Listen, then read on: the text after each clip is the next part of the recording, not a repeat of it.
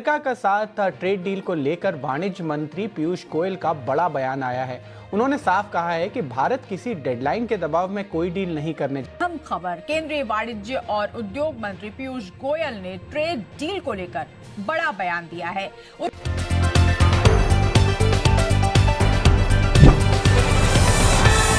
क्या रहा, आइए सुनते हैं।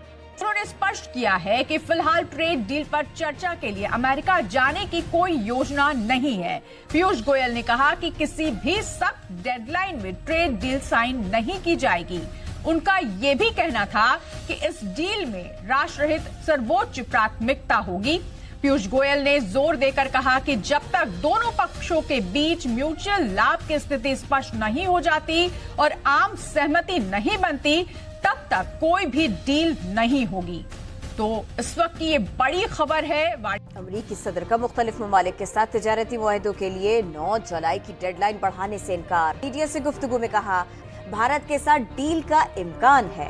डोनाल्ड भारत के ऊपर अमेरिका बहुत दबाव डाल रहा था कि ट्रेड डील कर लो, 9 जुलाई तक कर लो, 9 जुलाई की डेडलाइन है।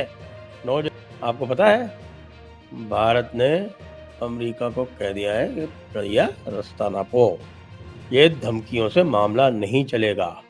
एक स्टेटमेंट जारी हुआ, बाकायदा कॉमर्स मिनिस्ट्री का स्टेटमेंट जारी हुआ। ये आज जो मोदी जी ने किया है ना अमेरिका के साथ, खुदा की कसम आज तक दुनिया के किसी लीडर ने नहीं किया होगा। मोदी जी ने ट्रम्प के पिछवाड़े पे मार दिए जोरदार लात, और भाई साहब उसकी वापस में बन नहीं रही है, सबको रिजाइन कर दिया। वहाँ पे मैं लड़ रहा, मोदी जी ने अपनी चरक्का नीति खेल ली। ये देखो यार, इसको कहते हैं भारतीय का तेज दिमाग। साला भाई ट्रम्प का पिछवाड़ा लाल कर दिया।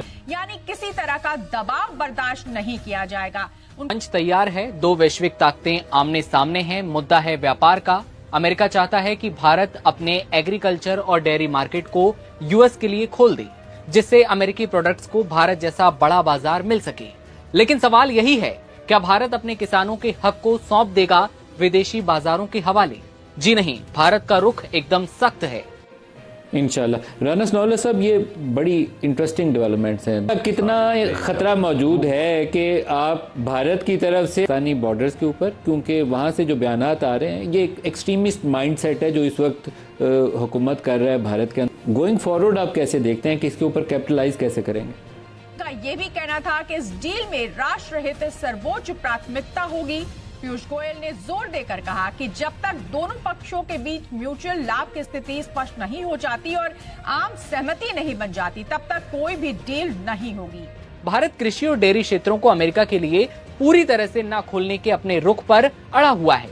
इसके साथ ही भारत की ओर से कपड़ा, जेम्स एंड ज्वेलरी, चमड़े के सामान, प्लास्टिक और केमिकल जैसे श्रम प्रधान उद्योगों तक ज्यादा पहुंच की मांग भी की गई है।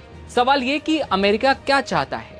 अमेरिका ये चाहता है कि भारत अपने एग्रीकल्चर और डेयरी मार्केट को यूएस के लिए पूरी तरह से खोल दे, जिससे कि इस सेक्टर से जुड़े अमेरिकी प्रोडक्ट्स को भारत जैसा बड़ा बाजार मिल सके।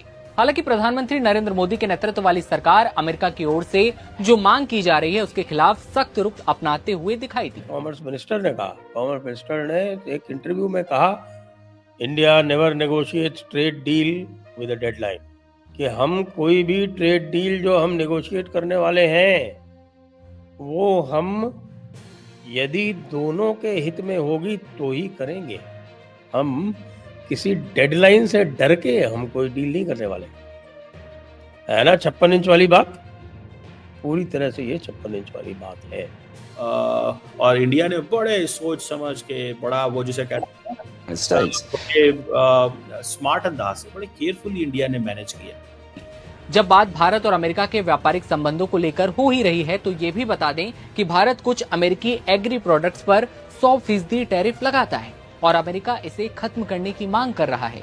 यानी कि अमेरिका भारत में बिना किसी टैरिफ के व्यापार करना चाहता है। ऐसा इसलिए क्योंकि अगर ऐसा होता है तो भारतीय किसानों को नुकसान होगा और उन्हें उपज की सही कीमत नहीं मिल पाएगी। किसके कारण अमेरिका जो है वो बार बार भारत पे ऊपर दबाव डाल रहा है और भारत उस दबाव को स्वीकार नहीं कर रहा है।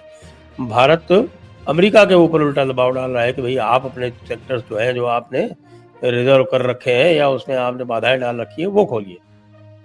अब दूसरा काम और किया है भारत ने। जी हाँ, भारत ने दूसरा काम ये किया है कि WTO में नोटिस दे दिया है कि हम अपने जितने भी कंसेशन हमने दे रखे हैं स्टील सेक्टर वगैरह में वो हम विड्रॉ करते हैं यूएस से, और $725 मिलियन के हम और एक्स्ट्रा टैरिफ लगाते हैं। क्यों? क्योंकि यूएस ने भी ऐसे ही टैरिफ लगाए हैं। देखिए, वैसे तो एक मल्टीलेटरल मैकेनिज्म है WTO करके, वर्ल्ड ट्रेड ऑर्गेनाइजेशन करके, जिसके माध्यम से सभी देशों को जाना चाहिए, लेकिन जब से ट्रंप बाबू आए हैं तब से उन्होंने टैरिफ्स को एक तरह का हथियार बना लिया है और वो WTO की कोई परवाह नहीं करते। वो WTO की छोड़िए, किसी भी मल्टीलैटरल इंस्टीट्यूशन की कोई परवाह नहीं करते। दिखा दे ख्वाजा साहब, वाशिंगटन अपने फॉरेन पॉलिसी इंटरेस्ट के बगैर ये कभी लाइन चेंज नहीं करता। अनकन्वेंशनल सियासत है और वो खुद भी कहते हैं, प्रेसिडेंट यूनाइटेड स्टेट्स। तो मैं समझता हूँ कि इस सिचुएशन से अगर हम इसमें तमाशाई बने और स्पेक्टेटर बने और उसमें प्लेयर ना बने तो इससे बहुत बड़ी गलती होगी। आप प्लेयर बनने जा रहे हैं? प्लेयर हम हैं इस वक्त। सर, आप तैयार हैं? इब्राहिम अकॉर्ड्स के ऊपर प्रेशर आएगा तो आप क्या करेंगे? हम अपने चंद सालों में मुझे लगता था कि हमें देख के सोचते हैं कि ये दोबारा पैसे उधार मांगने आए हैं।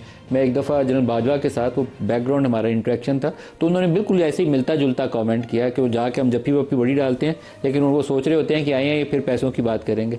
तो आई थिंक इस अपना इंटरेस्ट वॉच करेंगे। उमैर साहब, ये इसके ऊपर खुल के बात होनी चाहिए, इंगेजमेंट किन टर्म्स के ऊपर, क्योंकि हमारी एक लंबी हिस्ट्री है अमेरिका के साथ इत्तेहादी बनने की और सैंक्शंस लगवाने की। बाद में अभी ये इब्राहिम अकॉर्ड्स वाला भी एक फिनोमेना है जो ट्रंप के पिछले दौर में कई मुस्लिम कंट्रीज उससे गुजर चुकी हैं। सऊदी अरेबिया और पाकिस्तान की बारी अब आ रही है। देखिए, न्यू वर्ल्ड ऑर्डर का प्रेशर तो एक बिल्डअप बन रहा है, बल्कि कहते हैं टेलीवीव में अब तो बैनर्स भी शायद लगने लग गए हैं। तो ये चीज़ें हमारे कान खड़े करने के लिए काफ़ी होनी चाहिए। क्या करना चाहिए? ऐसा क्या हुआ कि इतने अच्छे ताल्लुकात, और इतने अच्छे ताल्लुकात से जब चले तो सीधे ही पुतले चला दिए? समझ रहे हैं बात को? सो ये क्रैकडाउन कैसे आया? What has actually happened? ठीक है जी। और अमेरिका ने जो सो कॉल्ड वो एक अभी तो वो उनका वो चलता है ना 10% टैरिफ चल रहा है, ठीक है जी। फिर रेसिप्रोकल टैरिफ्स जो 57 नेशंस को लगाए, और सुनने में आ रहा है कि उनकी आपस में चीज़ें बेहतर हो रही हैं। अब सुनने मेरा ख्याल है कि 26% टैक्स की बात हो रही थी, ठीक है जी। और इंडिया ने बड़े सोच समझ के, बड़ा वो जिसे कहते हैं स्मार्ट अंदाज से, बड़े केयरफुली इंडिया ने मैनेज किया। नमस्कार दोस्तों, भारत ने अमेरिका को एक कड़ा और स्पष्ट संदेश देते हुए ये साबित कर दिया है कि वो अब किसी भी अंतर्राष्ट्रीय दबाव में झुकने वाला देश नहीं रहा। दरअसल अमेरिका भारत पर दबाव बना रहा था कि वो 9 जुलाई तक एक ट्रेड डील को अंतिम रूप दे, जिसमें अमेरिका को भारत के डेयरी और कृषि बाजारों तक खुली पहुंच मिल सके। लेकिन भारत ने 2 टूक शब्दों में कह दिया कि वो ऐसा कोई भी समझौता नहीं करेगा जिससे देश की आस्था, संस्कृति और किसानों के हितों को नुकसान पहुंचे। इस डील में सबसे विवादास्पद बिंदु अमेरिकी डेयरी उत्पाद थे। अमेरिका में गायों को मांसयुक्त आहार दिया जाता है और वहां से आने वाला दूध, चीज और अन्य डेयरी उत्पाद धार्मिक दृष्टि से भारतीयों के लिए स्वीकार्य नहीं है। ठीक है जी। अब ऊपर से क्या किया ट्रंप साहब ने कि जी ये कह दिया कि जी एप्पल का जो उसने कहा कि मैं तुम्हारे ऊपर 20% टैरिफ लगा दूंगा अगर तुमने मैन्युफैक्चर इंडिया के अंदर किया आईफोन, ठीक है ना जी। और उन्होंने टिम कुक को फोन किया और कहा कि I don't want you are building this in India, if you want to take care of India, चलो जाओ भाग जाओ, 25% टैरिफ लगा दूंगा जितनी भी इंडिया से प्रोडक्शन होगी। पहले फ्रेंड शोरिंग थी, नियर शोरिंग थी, अब 25% टैरिफ लगा रहे हैं। लेकिन जस्ट लेटिंग यू नो, समझ रहे हैं। अब ये काम इंडिया को भी करने पड़ रहे हैं। अब ऊपर से 4 दिन की जंग शुरू हो गई, उसने कहा मैंने सीज फायर करा दिया है, इंडिया रिजेक्ट करता है और इंडिया कहता है जी हमने ऑपरेशन सिंदूर पाकिस्तान की रिक्वेस्ट पर खत्म किया था। विक्रम मिश्री साहब ने जो कनाडा में बात की, उन्होंने कहा कि इंडिया जो है वो सीज फायर के लिए एग्री हुआ था जिसमें कोई वो ऐसी बायलैटरल ट्रेड वाली कोई डील नहीं थी। सो मोदी साहब जो हैं वो बड़े गुस्से में हैं और ट्रंप उससे भी बड़े गुस्से में हैं। इस चैनल पर सबसे पहले मिलती है वो आवाज जो देश के पक्ष में बुलंद होती है। तो देरी किस बात की, आज ही जुड़िए हमारे मिशन से और बनिए सच्चे भारतवासी की पहचान। वीडियो देखने के लिए आपका आभार। जय श्री राम। वंदे मातरम।